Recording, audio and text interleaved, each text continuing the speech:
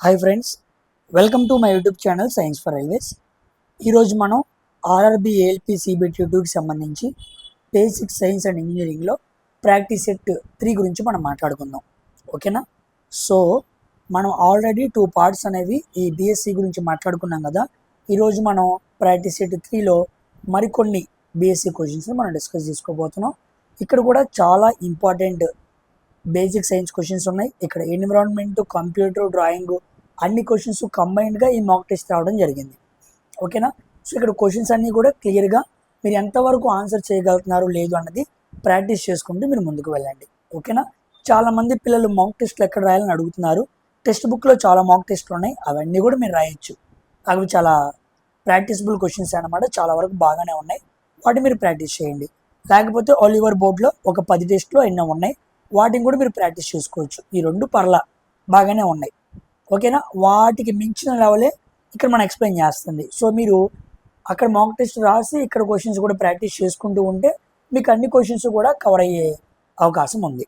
ఓకేనా? సో ఆ విషయాన్ని ఫాలో అప్ అవ్వండి.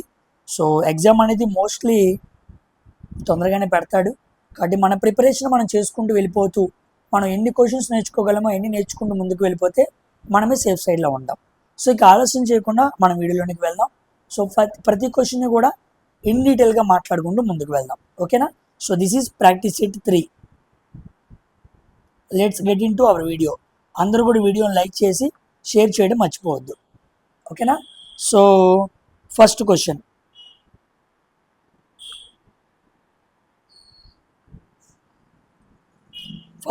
మనకి మాస్, వాల్యూమ్, డెన్సిటీ దాని మీద అడిగాడు అనమాట question. The density and volume of a body 2000 kilogram metre cube and 10 cube metre cube అనమాట రెస్పెక్టివ్లీ. సో మనకి డెన్సిటీ ఇచ్చాడు, రో ఈక్వల్ టు ఎంత, kilogram per metre cube. And volume ఇచ్చాడు 10 cube metre cube. What is the force required to produce and acceleration 2 metre per second square. Acceleration ఇచ్చాడు 2 metre per second square. మనల్ని ఏం అడిగాడు? So force అడిగాడు. So ముందు మనకి force equal to mass into acceleration. నాకు acceleration ఉంది, mass తెలియాలి. మాస్ తెలిస్తేనే ఫోర్స్ చెప్పగలను. సో మాస్ కావాలంటే నేను ఏం చేయాలి? Density equal to mass by volume. ఇప్పుడు మనకి మాస్ కావాలి అంటే డెన్సిటీని వాల్యూమ్ని ఏం చేయాలి? మల్టిప్లై చేయాలి. సో 2000 డెన్సిటీ, వాల్యూమ్ 10 క్యూబ్ అనమాట. సో మనకేమొచ్చింది? మాస్ వచ్చేసింది. So mass equal to 2000 into 10 cube KG వచ్చేసింది. ఓకేనా? ఇప్పుడు మనం ఏం చేయాలి? దీంట్లో పెట్టాలి. ఫోర్స్ ఈక్వల్ టు మాస్ అంటే ఎంత, 2000 ఇంటూ 10 క్యూబ్. యాక్సలరేషన్ అంటే ఎంత? యాక్సలరేషన్ అంటే ఇదిగోండి 2 ఇచ్చాడు. సో 2. ఓకేనా? 2 రోళ్ళు ఎంత, 4. 4000 ఇంటూ 10³ న్యూటన్స్ అనమాట. 4000 ఈక్వల్ టు 10³ న్యూటన్స్ 3. ఇక్కడ సంథింగ్ రాంగ్ వేసామే. ఇది కిలోగ్రామ్ మీటర్ క్యూబ్లోనే ఉంది, ఇది కిలోమీటర్ క్యూబ్లోనే ఉంది. Mass equal 2000 into 10. ఇక్కడ -3 అయ్యి ఉండాలి క్వశ్చన్. సో క్వశ్చన్లో రాంగ్ అయ్యి ఉండిద్ది, ఇక్కడ -3 అయ్యి ఉండాలి. అప్పుడు ఇది ఏమైద్ది? -3 అయింది. ఇది కూడా ఏమైద్ది? -3 అయింది. అప్పుడు ఏం రాసుకోవచ్చు దీన్ని? 4 ఇంటూ 10³ ఇంటూ 10⁻³ ఇది క్యాన్సిల్ అయితే 4 న్యూటన్స్. సో ఆన్సర్ ఏమవ్వాలి? 4 న్యూటన్స్ అవ్వాలి. So B option is the correct answer అనమాట. సో క్వశ్చన్లో 10⁻³ అయ్యి ఉండాలి, ఇది మార్చుకోండి. ఓకేనా? లెక్క ప్రకారంగా మనకి 4000 కిలో న్యూటన్స్ వస్తాయి, కానీ ఎక్కడెక్కడ లేదు. ఓకే, ఇది కూడా 4 కిలో న్యూటన్స్ అనమాట. సో ఆన్సర్ 4 న్యూటన్స్ అవ్వాలి అంటే కంపల్సరీగా వాల్యూమ్ 10⁻³ అయ్యి ఉండాలి, అప్పుడే పాసిబుల్ అయింది అనమాట. ఓకేనా? సింపులే. మనం ఇక్కడ ఫోర్స్ ఈక్వల్ టు MTA అనే ఫార్ములా ఒకటి వాడాం, and density equal to mass by volume అనే 2 ఫార్ములా వాడాం. ఈ 2 ఫార్ములాస్ని వాడి మనం సాల్వ్ చేయాలన్నమాట. So mass, volume, density and force ఈ 2 కూడా కంబైన్ చేసి క్వశ్చన్ ఫ్రేమ్ చేశాడు. గుడ్ క్వశ్చన్ అనమాట. Coming to second question. A ball of mass m is raise to a height h and then dropped to the ground. When the ball reaches the ground, the velocity of the ball is neglecting a resistance where g is the acceleration due to gravity. m ద్రవ్యరాశి కలిగిన ఒక బంతిని h ఎత్తుకు తీసుకెళ్లి కిందకు వదిలేశాడు. బంతి నేలను తాకే లోపు దాని వేగం ఎంత అని అడిగాడు. ఇక్కడ ఒక వస్తువును కొంత ఎత్తుకు తీసుకెళ్ళాము అంటే ఇక్కడ ఏముండిద్ది? పొటెన్షియల్ ఎనర్జీ మ్యాక్సిమం ఉండిద్ది. పొటెన్షియల్ ఎనర్జీ అంటే mgh. అక్కడ కైనెటిక్ ఎనర్జీ ఎలా ఉండిద్ది? 0 ఉండిద్ది. అంతే కదా, మోషన్ లేదు కాబట్టి 0లో ఉంది. కొంత ఎత్తులో పెట్టాం కాబట్టి పొజిషన్ వల్ల పొటెన్షియల్ ఎనర్జీ వచ్చింది. ఇప్పుడు ఈ వస్తువులో కిందకి పడుతుంది అనుకోండి, ఈ పొటెన్షియల్ ఎనర్జీ కాస్త ఎలా మారిపోయింది? కైనెటిక్ ఎనర్జీగా మారిపోయింది. అంటే ఎనర్జీ అనేది ఒక ఫామ్ నుంచి ఇంకో ఫామ్లోకి ఏమైంది? ట్రాన్స్ఫర్ అయింది. అవునా కదా? సో అప్పుడు మనం ఏం చేయాలి? m into g into h equal to half me². Loss అవుతున్న పొటెన్షియల్ ఎనర్జీ కైనెటిక్ ఎనర్జీగా గెయిన్ అవుతుంది. రెండు ఈక్వల్ చేయాలి. అప్పుడు మాస్ క్యాన్సిల్ చేయండి. So 2gh equal to v². v equal to root of 2gh. So root of 2gh. మన answer ఎక్కడ ఉంది? ఇదిగోండి, B option is the correct answer అనమాట. మనల్ని అడిగింది ఏంటి? వెలాసిటీ. ఇదిగోండి, ఇప్పుడు దాని వేగం ఎంత అన్నాడు. సో వేగం ఎంత అంటే రూట్ 2gh అనమాట. గుర్తుపెట్టుకోండి, దీని మీద క్వశ్చన్ కూడా అడుగుతాడు. ఇలా వస్తువును పైకేసి కిందకి పడుతున్నప్పుడు దాని వెలాసిటీ ఎంత అడిగినప్పుడు డైరెక్ట్గా నువ్వు ఈ ఫార్ములాలో పెట్టేస్తే ఈజీగా వచ్చింది. అప్పుడు నీకు హైట్ జీ వాల్యూ ఇస్తాడు, ఈజీగా సాల్వ్ చేయొచ్చు అనమాట. ఓకేనా? Coming to third question. Which of the following is not a type of RAM? RAM అంటే random access memory, read only memory. RAM అంటే రీడ్ ఓన్లీ మెమరీ. ఇది ఒక నాన్ వోలటైల్ అనమాట. అంటే కరెంట్ పోయినా సరే మనం డేటాని అటైన్ చేయగలం. అదే ర్యామ్ అయితే వోలటైల్, కరెంట్ పోతే మనం అటైన్ చేయలేం. ఓకేనా? ఈ రామ్లో టైప్స్ అడిగాడు. సో పీ రామ్ ఉందా? ఉంది. ప్రోగ్రామబుల్ రామ్ అంటారు. ఈఈపి ఉందా? ఈఈపి రామ్ కూడా ఉంది. Electrically erasable programmable read only memory అని ఉండిద్ది. ఇది electrically programmable read only memory, అంతేకాని డి రామ్ అనేది లేదు. సో ఆన్సర్ ఏమవ్వాలి? వాడు నాట్ ఏ టైప్ అన్నాడు. సో మనకి డి ర్యామ్ ఉంది, దీన్ని డైనమిక్ ర్యామ్ అంటారు, అంతేకాని డి రామ్ లేదనమాట. ఇక్కడ చూడండి, ఈ చార్ట్ వెరీ వెరీ ఇంపార్టెంట్. ఇది మెమొరీ అనమాట. మెమరీలో ప్రైమరీ, సెకండరీ. ప్రైమరీలో మనకి ర్యామ్, రామ్. ర్యామ్లో ఎస్ ర్యాము, డి ర్యాము. డి ర్యామ్లో ఇదిగోండి SRAM, DDR, SDRAM, RDRAM ఉంది. డిడిఆర్ తెలుసు కదా, డైనమిక్ డేటా రేట్స్ అనమాట. మనకి డిడిఆర్1, డిడిఆర్2 అని చెప్పి మనం ర్యామ్స్ వాడుతూ ఉంటాం. నెక్స్ట్ రామ్లో అయితే ఎంరామ్ని మాస్క్డ్ రామ్ అంటారు, గుర్తుపెట్టుకోండి. పీరామ్ని ప్రోగ్రామబుల్ అంటారు. ఈపీ రామ్ని ఎలక్ట్రికల్లీ ప్రోగ్రామబుల్. ఇది electrically erasable programmable read only memory అనమాట. ఈ పేర్లని గుర్తుపెట్టుకోవాలి. ఇక్కడైనా డి రామ్ ఉందా? లేదు కదా, అదనమాట. ఇక సెకండరీలో magnetic tape, magnetic disk, optical disk, flash memory ఉండిద్ది. ఇది కాకుండా మనం ఎక్స్టర్నల్ మెమరీ మాట్లాడుకుంటాం. ఎక్స్టర్నల్ మెమరీలో మనకి హెచ్డిడి ఉండిద్ది, హార్డ్ డిస్క్ డ్రైవ్. తర్వాత ఎస్ఎస్డి ఉండిద్ది, సాలిడ్ స్టేట్ డివైజ్. తర్వాత సిడి ఉండిద్ది, కాంపాక్ట్ డిస్క్. తర్వాత యూఎస్బి ఉండిద్ది, యూనివర్సల్ సింక్రనల్ బస్. ఇవన్నీ కూడా ఏంటి? ఎక్స్టర్నల్గా డేటాని స్టోర్ చేయడానికి ఉపయోగపడుతున్న మెమోరీస్. వీటి అబ్రివేషన్ కూడా అడిగే అవకాశం ఉంది. This is the quite short note on memory. గుర్తుపెట్టుకోండి, వెరీ వెరీ ఇంపార్టెంట్. డిడిఆర్ అంటే చెప్పాం కదా, డైనమిక్ డేటా రేట్. ఇది కూడా గుర్తుపెట్టుకోండి, అడిగే అవకాశం ఉంది.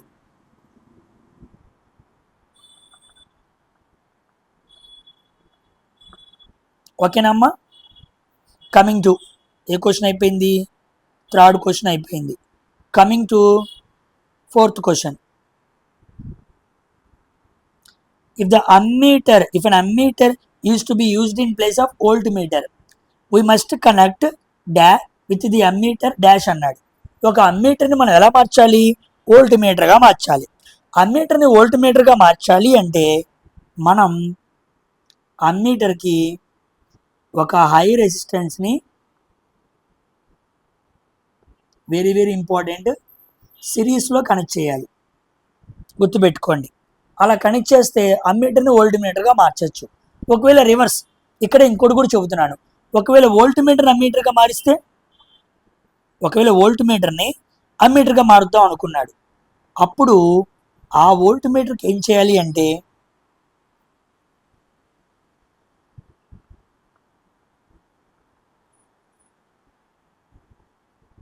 ఒక లో రెసిస్టెన్స్ తీసుకొని షంట్లో కనెక్ట్ చేయాలి. ఐ మీన్ ప్యారలల్గా కనెక్ట్ చేయాలి. రివర్స్ చేయాలన్నమాట. ఒకటి గుర్తుపెట్టుకోండి, అమ్మీటర్ని వోల్ట్ మీటర్గా మార్చాలంటే హై రెసిస్టెన్స్, సిరీస్. దానికి ఆపోజిట్ ఇదిగోండి, హై అంటే లో, సిరీస్ అంటే షంట్. ఒకటి గుర్తుపెట్టుకుంటే ఇంకోటి ఈజీగా మనం చెప్పచ్చు. రెండు కన్ఫ్యూజ్ అవుతాము అనుకున్నప్పుడు try to remember one thing. ఓకేనా? కన్ఫ్యూజ్ అవ్వకుండా ఉంటారు. ఇది మనకి ఎలక్ట్రిసిటీ నుంచి అడిగిన క్వశ్చన్ అనమాట. ఓకేనా? And coming to fifth question. When a piece of stone mass 113 grams is immersed, ముంచినప్పుడు అని అర్థం. Measuring cylinder, the volume of the water increases from 30 ml to 10 ml. ఒక రాయ సిలిండర్ షేప్లో ఉన్న గాజు సీసాలో నీళ్లు పోసి దాంట్లో ముంచినప్పుడు వాటర్ లెవెల్ 30 ml నుంచి 40 mlకి పెరిగిందనమాట.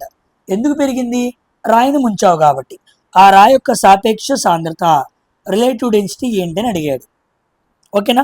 మనకి రిలేటివ్ డెన్సిటీ ఫార్ములా ఏంటి? Relative density equal to density of object, వస్తువు సాంద్రత బై డెన్సిటీ ఆఫ్ వాటర్, నీటి సాంద్రత. ఏ వస్తువు సాంద్రతనైనా సరే నీటి సాంద్రతతో పోలిస్తే మనకి సాపేక్ష సాంద్రత వస్తుంది. ఇప్పుడు మనం డెన్సిటీ ఆఫ్ ది ఆబ్జెక్ట్ కనుక్కోవాలి. So density of the object, density equal to mass by volume. Mass ఎంత? 113 grams. గ్రామ్స్లోనే ఉంచు. సాపేక్ష సాంద్రతకి ఏముండవు? No units. కాబట్టి నువ్వు దేంట్లో మార్చుకున్నా ఇబ్బంది లేదు. ఓకేనా? ఒకదానికి అనుగుణంగా ఇంకో దాన్ని మార్చుకోవచ్చు. నెక్స్ట్ ఇక్కడ ఏమన్నాడు? 30 ml నుంచి 40 ml అన్నాడు. ఓకేనా? జాగ్రత్తగా చూడండి. ఇప్పుడు చాలామంది కన్ఫ్యూజ్ ఇది ఇక్కడే. ఇక్కడ మనకి వాల్యూమ్ దేంట్లో ఇచ్చాడు?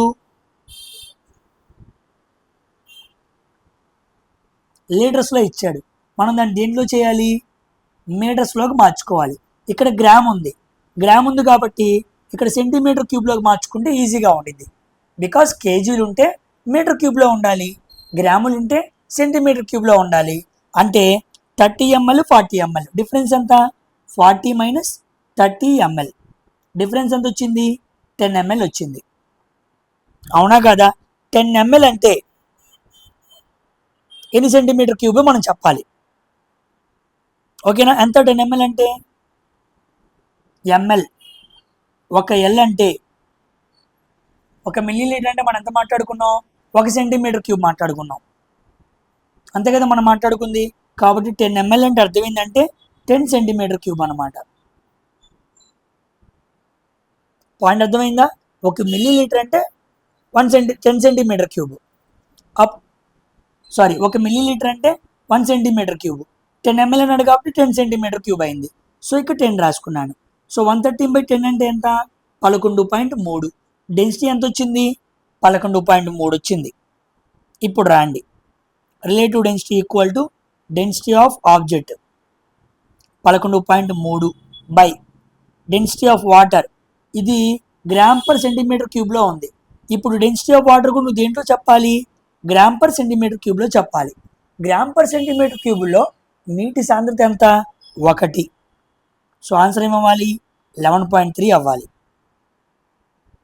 దిస్ ఈస్ ద ఆన్సర్ అనమాట. సింపుల్ క్వశ్చన్ అనమాట. మీకు అర్థం అవ్వాలి కాబట్టి నేను వివరంగా చెబుతున్నాను కాబట్టి సమయం పడుతుంది అంతే. ఓకేనా? చాలా బాగా మీరు అబ్జర్వ్ చేస్తే మీకు క్లియర్గా అర్థమైపోయింది. డౌట్ ఏమైనా ఉందా? ఒకవేళ నేను చెప్పేది ఏమైనా ఫాస్ట్గా అనిపించినా, మీకు ఏమైనా డౌట్ అనిపించినా కంపల్సరీగా మీరు వెళ్ళి ఏం చేస్తారంటే వెనక్కి వెళ్ళి చూడండి. ఎందుకు అంటే అంత అర్థమైనట్టే ఉండిద్ది కానీ చాలా కన్ఫ్యూజ్ అవుతూ ఉంటాం. ఓకేనా, ఇదిగోండి కన్వర్షన్స్ మిస్ అవుతూ ఉంటాం, అక్కడ మనం మిస్ అవ్వకూడదు. ఓకేనా, సో 10 మిల్లీలీటర్ అంటే 10 సెంటీమీటర్ క్యూబ్కి ఈక్వల్ అనమాట కన్వర్షన్. బికాజ్ 1 మిల్లీలీటర్ అంటే 1 సెంటీమీటర్ క్యూబ్. ఇది మనం ఆల్రెడీ కన్వర్షన్స్లో మాట్లాడుకున్నాం. 10 మిల్లీ అంటే 10 సెంటీమీటర్ క్యూబ్. అట్లా నువ్వు చెప్పగలగాలి అంటే ఈ పాయింట్ రాసుకోగలగాలి. ఇది నోట్ పాయింట్. ఇక్కడ ఈ కన్వర్షన్ చేయగలిగిన వాడే విన్నర్. ఓకేనా, coming to 6th question. 1 TB equal to dash అన్నాడు. టెరాబైట్ అనమాట. 1 టెరాబైట్ అంటే దేనికి సంబంధం అన్నాడు. సో ఫస్ట్ మెమొరీని దేంట్లో కొలుస్తాం, బైట్లో కొలుస్తాం, అవునా కాదా? సో ఫస్ట్ మనకి 1 KB తెలియాలి. 1 KB equal to 2^10 bytes. So దీన్ని 2^10 వేసాం అనుకోండి 1 KB వచ్చింది. మరి కేబీకి ఏమి వేయాలి, ఎంబీ రావాలంటే 2^20 వేయాలి. ఎంబీ నుంచి జీబీ రావాలంటే 2^30 వేయాలి. సో జీబీ నుంచి టీబీ రావాలంటే 2^40 వేయాలి. So 1 TB equal to 2^40 bytes అనమాట. మనల్ని బైట్స్లో అడిగాడు. సో 2^40 ఎక్కడుంది, ఇదిగోండి.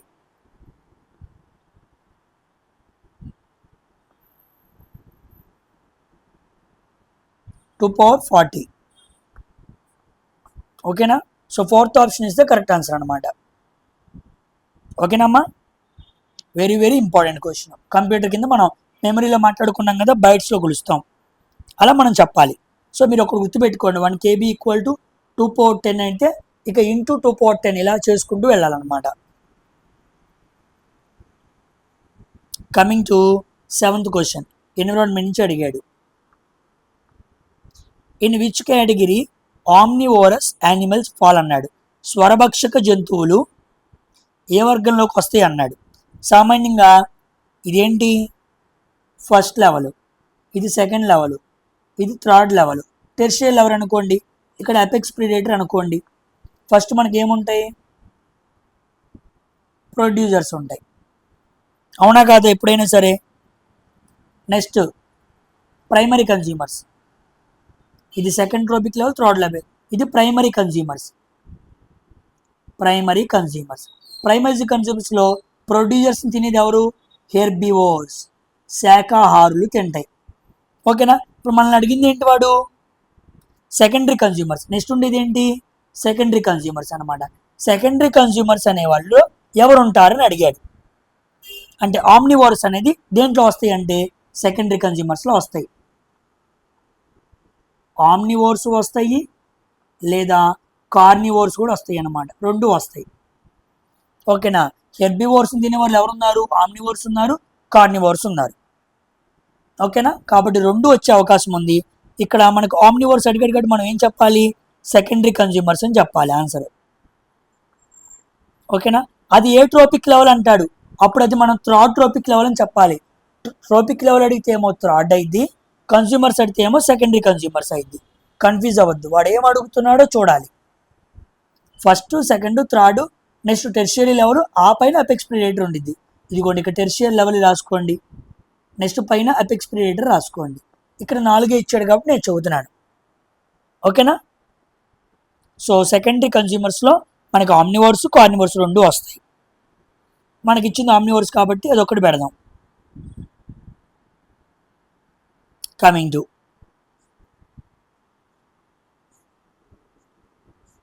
8th question. When a potential difference of voltage 15 volts, voltage equal to 15 volts ఇచ్చాడు. Applied to a resistor, electric current of 3 amps. Okay, current equal to 3 amps ఇచ్చాడు. Okay, flows in it. If the electric current flows for 5 seconds, time equal to 5 seconds ఇచ్చాడు. Then which of the statement will not be true అన్నాడు. మనకి voltage, current, time ఇచ్చి ఏ statement correct కాదు అని అడిగాడు. జాగ్రత్తగా చూద్దాం. ఫస్ట్ ఛార్జ్ అంటే ఏంటి, I equal to Q/T. So Q equal to I into T. I అంటే ఎంత 3, T అంటే ఎంత 5, 5 మూడు ఎంత 15. సో ఇది రైటే, ఛార్జ్ 15 అనేది రైటే. పవర్ చూద్దాం. Power equal to V into I. V అంటే ఎంత 15, ఐ అంటే ఎంత 3, 15 మూడు 45. ఇది రైటే. ఓకేనా. ఇప్పుడు డి చూద్దాం. Resistance R equal to V by I. V అంటే ఎంత 15, ఐ అంటే ఎంత 3. సో 3 1 3 5, 5 అంటే 5 ohms. ఇది కరెక్టే. ఇక రాంగ్ ఆన్సర్ ఏమవ్వాలి? ఇది చేయాల్సిన పని కూడా లేదు. ఈ 3 రైట్ అయినాయి అంటే కంపల్సరీగా అయితే రాంగ్ అయింది. ఓకేనా. ఇలాగా అన్ని ఫార్ములాస్ మీద మనకి అవగాహన కలిగి ఉండాలన్నమాట. అప్పుడు మనం సాల్వ్ చేయొచ్చు. ఓకేనమ్మా. Coming to 9th question. Specific gravity is defined as the ratio of density of fluid and density of water. Specific gravity అన్న రిలేటివ్ డెన్సిటీ అన్న ఒకటే. ఓకేనా. సో విశిష్ట గురుత్వ సాంద్రత అన్న కింద మనం మాట్లాడుకున్న సాపేక్ష సాంద్రత అన్న ఒకటే తీసుకోవచ్చు. So density of fluid by density of water ఇలా వేసినప్పుడు మనకేమొచ్చింది? స్పెసిఫిక్ గ్రావిటీ వచ్చింది. అట్ విచ్ టెంపరేచర్ అన్నాడు. విశిష్ట గురుత్వాన్ని ద్రవ సాంద్రత మరియు ఏ ఉష్ణోగ్రత వద్ద నీటి సాంద్రతల నిష్పత్తిగా నిర్వచిస్తారు అన్నాడు. ఒక నీటిని మనం కంపారిజన్ చేస్తున్నప్పుడు ఎప్పుడూ కూడా మనం 0 తీసుకోకూడదు, 100 తీసుకోకూడదు, 4 డిగ్రీ సెల్సియస్ తీసుకోవాలి. వాటర్ని ఎప్పుడు కూడా మనం 4 డిగ్రీ సెల్సియస్ దగ్గర తీసుకొని కన్సిడర్ చేసి ఈ స్పెసిఫిక్ గ్రావిటీని ఫైండ్ అవుట్ చేయాలి. ఎందుకు సార్? ఎందుకు అంటే వాటర్కి నీటి అసంగత వ్యాకోచ కోణం ఉండిద్ది. At 4 degree Celsius water has high density లో వాల్యూమ్. హై డెన్సిటీ లో వాల్యూమ్, ఎక్కువ సాంద్రత తక్కువ వాల్యూమ్ కలిగి ఉండిద్ది. ఈ సందర్భం దగ్గరే మనం ఒక ఫ్లూయిడ్ని వాటర్తో కంపారిజన్ చేసి స్పెసిఫిక్ గ్రావిటీని మెజర్ చేయాలి. అది రూల్ అనమాట. ఓకేనా. కాబట్టి 4 డిగ్రీల సెల్సియస్ దగ్గర వాటర్కు ఉండే గుణం ఏంటి అంటాడు? ఎక్కువ సాంద్రత తక్కువ ఘనపరిమాణాన్ని కలిగి ఉండిద్ది అని గుర్తుపెట్టుకోండి. ఓకేనా. Coming to 10th question. జాగ్రత్తగా చూడండి. ఏ motor pumps 360 kg of water from a 746 deep water source in just 30 minutes. Calculate the power of that motor అన్నాడు. 360 kgల వాటర్ ఉంది, 746 మీటర్ల ఎత్తుకెళ్ళి 30 minutesలో మనం అక్కడ పెట్టాలి. మోటార్ వాడాం. ఓకేనా. మోటార్ రేటింగ్ ఎంత అన్నాడు, దీని హార్స్ పవర్ ఎంత అన్నాడు. చేద్దాం. పవర్ ఈక్వల్ టు కొంత ఎత్తులో వాటర్ను పడుతున్నామంటే ఏ ఎనర్జీ వాడాలి? Potential energy. So MGH. M అంటే ఎంత? 360. జీ వాల్యూ అంటే ఎంత? 10. హెచ్ వాల్యూ ఎంత? 746. జాగ్రత్తగా చూడండి. ఇక్కడ మనకు అన్ని హార్స్ పవర్లో ఇచ్చాడు. అంటే ఒక హార్స్ పవర్ ఈక్వల్ టు ఎంత? 746 వాట్స్. చాలామంది ఇది క్యాలిక్యులేషన్లో కొట్టేస్తారు. కొట్టేయకూడదు, దీన్ని అలాగే ఉంచండి. ఓకేనా. దాన్ని అలాగే ఉంచి ఇప్పుడు సాల్వ్ చేద్దాం. ఓకేనా.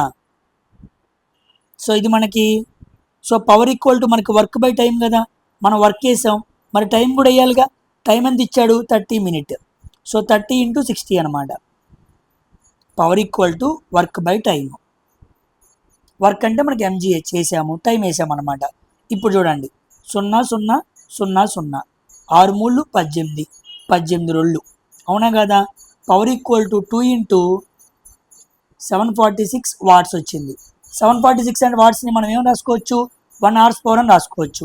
కాబట్టి power equal to 2 × horse power. So answer ఎంత? 2 హార్స్ పవర్ అనమాట. ఇది మనం సాల్వ్ చేయాల్సిన విధానం. అంతేగాని ఎలా పడితే అలా క్యాలిక్యులేషన్ చేసుకోకూడదు. అక్కడ మనకి కావాలని హార్స్ పవర్స్లోకి మార్చాలని హైట్ని ఏమి ఇచ్చాడు? కరెక్ట్గా 1 హార్స్ పవర్కి ఈక్వల్ అయ్యేలా ఇచ్చాడు.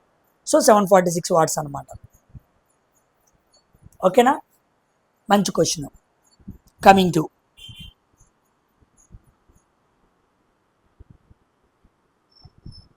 11వ question. Which of the following combinations represents a derived unit. ఒక డిరైవ్డ్ యూనిట్ని రిప్రజెంట్ చేయాలంటే ఏ కాంబినేషన్స్ కరెక్ట్ అన్నాడు. సో కెల్విన్ అన్నాడు, ఇది ఫండమెంటల్ యూనిట్ కాదు. మీటరు సెకండ్ కిలోగ్రామ్ అన్నాడు, ఇది ఫండమెంటల్ యూనిట్ కాదు.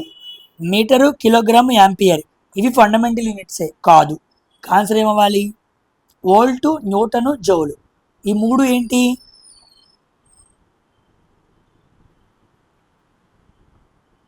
Derived units. వాటిని మనం డిరైవ్ చేయాలి. వోల్టేజ్ని కానీ అండ్ ఫోర్స్ని కానీ వర్క్ని కానీ మనం డిరైవ్ చేస్తేనే వస్తాయి అన్నమాట. So fourth option is the correct answer for this question. ఓకేనా? Coming to 12th question. If force, velocity and time are taken as fundamental dimensions. Okay, ఇప్పుడు ఎఫ్ని విని టీని ఎలా తీసుకున్నారు? ఫండమెంటల్ డైమెన్షన్స్గా తీసుకుంటే instead of mass length time, LMT mass length టైంకి బదులు ఎఫ్ఈటీని తీసుకున్నారు. What will be the dimensions of linear momentum? ఇప్పుడు చెప్పు లీనియర్ మొమెంటంకి డైమెన్షన్స్ ఏంటి అన్నాడు. Momentum equal to mass into velocity, ఇది నాకు తెలిసింది. ఓకేనా? ఇప్పుడు మనకేం తెలుసు? ఎలా మార్చుకుందాం? ఎలా చేస్తే సాల్వ్ అయింది మనకి? సరే, ఇదిగోండి, force equal to mass into acceleration. ఓకేనా? Mass into acceleration. మనకు మొమెంటం రావాలి కదా. Momentum mass into velocity, force equal to mass into acceleration. ఇక్కడ చూడండి, F equal to mass into acceleration అంటే అర్థం ఏంటి? Velocity by time. ఇప్పుడు వచ్చింది చూసారా, వెలాసిటీ బై టైము. ఇప్పుడు మనకు కావాల్సింది ఏంటి? ఎంబి. ఎంబి అంటే అర్థం ఏంటి? మొమెంటం. మనం దేనికి చెప్పాలి? మొమెంటం చెప్పాలి. కాబట్టి టీని అటు తీసుకెళ్దాం. F into T equal to mass into velocity. Mass into velocity అంటే అర్థం ఏంటి? టీ, మొమెంటం అన్నమాట. సో మొమెంటం ఈక్వల్ టు మనకి ఏమొచ్చింది? ఎఫ్ ఇంటూ టీ వచ్చింది. So F power 1 T power 1. మన ఆన్సర్ ఇదే అవ్వాలి, ఎందుకంటే ఇవే కదా ఫండమెంటల్ డైమెన్షన్స్. క్వశ్చన్లో మనకి ఎంఎల్టీ తీసి ఎఫ్ఈటీ ఇచ్చాడు. వాటిని ఫండమెంటల్ డైమెన్షన్స్గా మనం భావిస్తే మనం ఏం చేయాలి? ఇలా ఆన్సర్ చేయాలి. ఓకేనా? క్లారిటీ వచ్చిందా? Coming to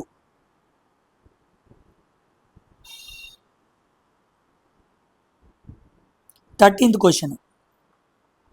What is the value of 9.9 meters minus 0.0099 meters giving importance of significant figures? చూడండి, ఈ మధ్య సిగ్నిఫికెంట్ ఫిగర్స్లో డివిజన్స్, మల్టిప్లికేషన్స్, ఎడిషన్స్ అడుగుతున్నాడు. జాగ్రత్తగా చూడండి, సాల్వ్ చేస్తాను. సామాన్యంగా డివిజన్ అన్నాడు 9.99. దీంట్లో నుంచి మనం ఏం తీసేయాలి? 0.0099 తీసేయాలి. అవునా కాదా? సాల్వ్ చేస్తే ఏమొచ్చింది? 10 నుంచి 9 తీస్తే 1, 10 నుంచి 9 తీస్తే 0, ఇక్కడ 8 వచ్చింది, ఇక్కడ 9 వచ్చింది, 9 వచ్చింది. 9.9801 ఎక్కడుంది? ఇదే ఆన్సర్. ఇలా పెట్టేస్తాం, రాంగ్ అయిపోయింది. ఎగ్జామినర్ అలా కొట్టేస్తాడనమాట. ఎందుకు సార్? ఇది నార్మల్గా మనం చేసింది. ఇప్పుడు జాగ్రత్తగా గమనిస్తే దీంట్లో డెసిమల్ తర్వాత 2 సిగ్నిఫికెంట్ నెంబర్స్ ఉన్నాయి. ఓకేనా? మనం ఇలా ఇచ్చిన దాన్నే కన్సిడర్ చేయాలి. దీన్ని మనం తీసుకున్నాం అనుకోండి, కన్సిడర్ కాదు. లెక్క ప్రకారంగా 1, 2, 3, 4, 5, ఇక్కడ మొత్తం ఎన్ని ఉన్నాయి? 5 సిగ్నిఫికెంట్ ఫిగర్స్ ఉన్నాయి. సిగ్నిఫికెంట్ ఫిగర్స్ ఎప్పుడు కూడా తక్కువ వచ్చేలా చూసుకోవాలి. కాబట్టి మనకి దీంట్లో తక్కువ సిగ్నిఫికెంట్ ఫిగర్స్ ఉన్నాయి. డెసిమల్ తర్వాత మాట్లాడుతున్నాను. కాబట్టి డెసిమల్ తర్వాత ఎన్ని స్థానాలు ఉన్నాయి? 2 స్థానాలే ఉన్నాయి. డెసిమల్ తర్వాత 2 స్థానాలే ఉన్నాయి కాబట్టి 2 ఆన్సర్ చెప్పాలి. సో డెసిమల్ తర్వాత 9, 8 ఉంది. ఇది మనం చెప్పకూడదు. సో 9.98 ఇస్ ద ఆన్సర్ అనమాట. ఓకేనా? ఒక ఎడిషన్ చేసినా, ఒక సబ్స్ట్రాక్షన్ చేసినా, నువ్వు ఏం చేసినా సరే దేనికైతే చేస్తున్నావో 2 వాల్యూస్లో ఆ తక్కువ దాన్ని తీసుకోవాలి. ఓకేనా? ఆ తక్కువ డిజిట్స్ ఉన్న దాన్ని నువ్వు మెన్షన్ చేసి చెప్పాలి. అంతేకాని డెసిమల్ తర్వాత ఇక్కడ ఎన్ని ఉన్నాయి? 4 డిజిట్స్ ఉన్నాయి, దీన్ని చెప్పకూడదు. డెసిమల్ తర్వాత 2 డిజిట్స్నే చెప్పాలి. బికాజ్ లీస్ట్ నెంబర్ ఆఫ్ డిజిట్స్ని నువ్వు కన్సిడర్ చేసి సిగ్నిఫికెంట్ ఫిగర్స్లో ఆన్సర్ చెప్పాలి. ఓకేనా? వెరీ వెరీ ఇంపార్టెంట్ క్వశ్చన్, గుర్తుపెట్టుకోండి. ఈసారి మనం ఎక్స్పెక్ట్ చేయొచ్చు అనమాట, కంపల్సరీగా మనల్ని అడుగుతాడు. ఓకేనా? క్లారిటీ వచ్చిందా? కమింగ్ టు 14వ క్వశ్చన్. మనకి యూనిట్ కన్వర్షన్స్ అడిగాడు. 1 yard is equal to how many inches అన్నాడు. ఒక యార్డ్ అంటే ఎన్ని ఇంచెస్ అన్నాడు. అసలు యార్డ్ అంటే ముందు మనకు తెలియాలన్నమాట. తెలిసే యార్డ్ అంటే ఏంటో మనకేం తెలుసు? 1 యార్డ్ ఈక్వల్ టు 3 feet అని తెలిసిద్ది. ఓకేనా? 3 feet అని తెలిసిద్ది. ఇప్పుడు 1 feet అంటే ఎంత? 12 inches. ఓకేనా? ఇప్పుడు 3 feet అంటే 3 × 12 మొత్తం ఎంత? 36. కాబట్టి 1 యార్డ్ అంటే ఎన్ని inches? 36 inches. So B option is the correct answer అనమాట. ఓకేనా? Very very important. కన్వర్షన్ చాలా ఇంపార్టెంట్. ఇలా రకరకాలుగా అడగచ్చు. నెక్స్ట్ 15వ క్వశ్చన్, జాగ్రత్తగా చూడండి. 2 balls are dropped from the same height at intervals of 1 second. If the acceleration due to gravity be 10 meter per second square, what will be the distance between the 2-3 seconds after the first ball falls అన్నాడు. ఒకే ఎత్తు నుండి 2 బంతుల్ని 1 second వ్యవధిలో జారి విడిచారు. ఇదిగోండి, ఇక్కడ 2 seconds, ఇక్కడ 3 seconds అనమాట. ఓవరాల్గా ఇక్కడ నుంచి ఇక్కడ పడతానికేమో 3 seconds. 1 సెకండ్ తర్వాత మళ్ళీ 2 seconds గ్యాప్స్తో వదిలారనమాట. జారి విడిచబడ్డాయి.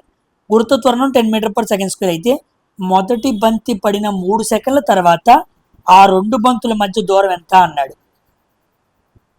ఓకేనా? సో ముందు ఇలా వస్తూ వదిలేయంగానే 3 secondsకి వచ్చేసింది. 1 సెకండ్ తర్వాత వదిలాడు, అప్పుడు 2 seconds అది ఏం చేసింది? ట్రావెల్ చేసింది. ఇదేమో 2 సెకండ్లు ప్రయాణించిన దూరం, ఇదేమో 3 సెకండ్లు ప్రయాణించిన దూరం. ఈ మధ్య డిఫరెన్స్ ఎంత అని అడిగాడు. ఓకేనా? ఇప్పుడు సాల్వ్ చేద్దాం. చూడండి, మనకేముంది? టీ వాల్యూ ఉంది. ఉందా T value? Yes, T value ఉంది. ఇంకేముంది? ఒక్క నిమిషం.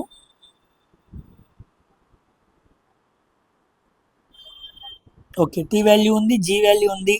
ఎస్ వాల్యూ ఉందా? ఎస్ వాల్యూ లేదు. మనం కనుక్కోవాల్సింది అదే కదా. సో నాకు ఎస్, యు, జీ, టీ ఇవి కనపడుతున్నాయి. ఓకేనా? పైనుంచి విడుదలంటే ఇనిషియల్ వెలాసిటీ 0 అయిపోయింది కాబట్టి ఇది వాడదాం. First 3 seconds. పైనుంచి కింద పడడానికి మొత్తం టైం పీరియడ్ ఎంత? 3 seconds. అది ఎంత దూరం ప్రయాణించిందో కనుక్కుందాం first. S equal to UT plus half GT square. U అంటే ఇనిషియల్ వెలాసిటీ 0, అవునా కదా? సో అప్పుడు half G value 10, T square. T అంటే ఎంత? 3 అనమాట. 3 × 3, 3 × 3, 2 1 2 5, 3 3 9, 9 5 ఎంత? 45. ఇక్కడి నుంచి ఇక్కడికి పట్టిన ఉన్న డిస్టెన్స్ ఎంత? 45 మీటర్లు. అవునా కాదా? ఓకేనా? ఇప్పుడు 2 seconds ఫైండ్ అవుట్ చేద్దాం. 2 seconds సేమ్ ఒకే ఫార్ములా, టీ ప్లేస్లో 2 పెట్టి చూడాలి. S equal to UT plus half GT square.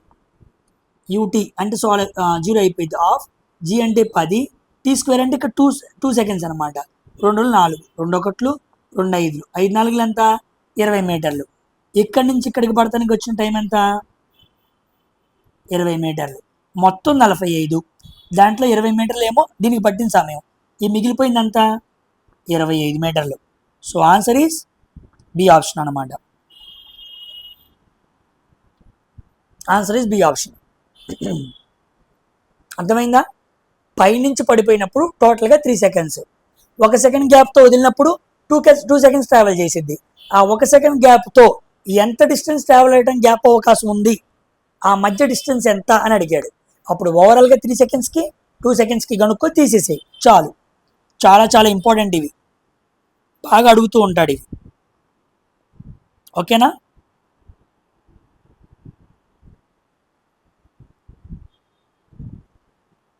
Coming to next 16వ క్వశ్చన్. 16th క్వశ్చన్ సాల్వ్ చేద్దాం. 15 అయిపోయింది, 16. ఎస్, 16వ క్వశ్చన్ చేద్దాం. ఇది మనకు వర్క్ ఫోర్స్ నుంచి వచ్చింది. చూడండి,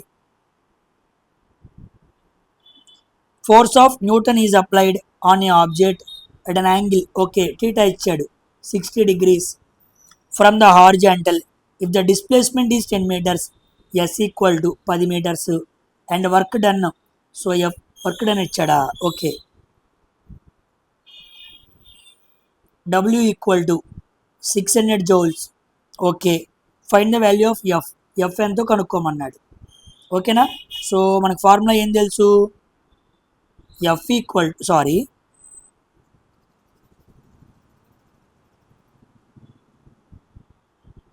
W equal to FS cos theta. ఓకేనా? మనం ఎఫ్ కనుక్కోవాలి. So W by S into cos theta equal to F వచ్చేసిద్ది. డబ్ల్యూ అంటే ఎంత? 600 బై ఎస్ అంటే ఎంత? 10. కాస్ 60 degrees ఎంత అన్నాడు? కాస్ థీటా అంటే కాస్ 60. కాస్ 60 అంటే సైన్ 30 కదా, అంటే 1/2. 2 ఒకట్లు 2 5లు, 5 ఒకట్లు 5 12, 120. ఎస్, 120 ఇక్కడ ఉంది. దిస్ ఈజ్ ద ఆన్సర్ అనమాట. సింపుల్ క్వశ్చనే, జస్ట్ ఈ ఫార్ములా ఐడియా ఉంటే చాలు. ఓకేనా? ఇదనమాట పిక్టోరియల్లో మనకి ఇలా అసైన్ చేస్తున్నాడు. ఇలా కొంత యాంగిల్తో ఫోర్స్తో ఇలా లాగుతున్నాడు, వస్తువు కదులుతుంది, 10 మీటర్లు కదిలింది అని అర్థం అనమాట. ఓకేనా?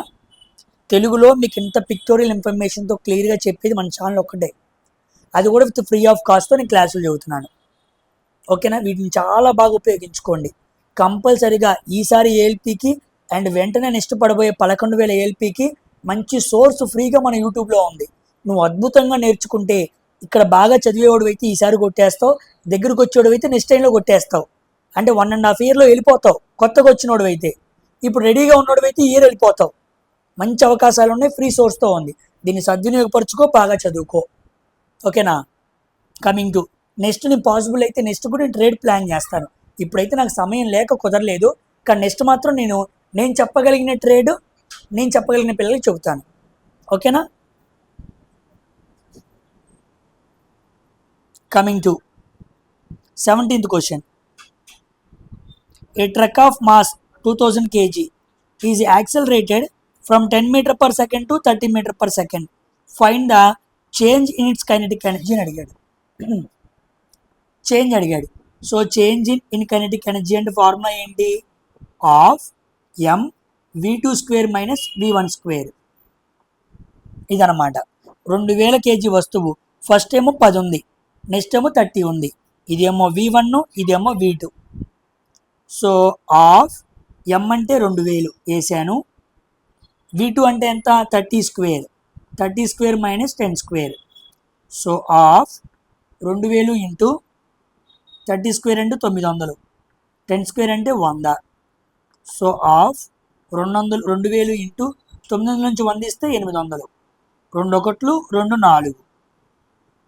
ఓకేనా? సో 4 రెళ్ళు ఎంత? 8. 3 2 5 సున్నాలు. సో 5 సున్నాలు అంతేనా? సో 5 సున్నాలు ఆడుంది, ఇది కాదు, ఇది కాదు. 1 2 3 4 5. ఎస్, ఇదే అనమాట. ఇక్కడ 4 సున్నాలు ఉన్నాయి, ఇవేమీ కాదు. 5 సున్నాలు ఉండాలి.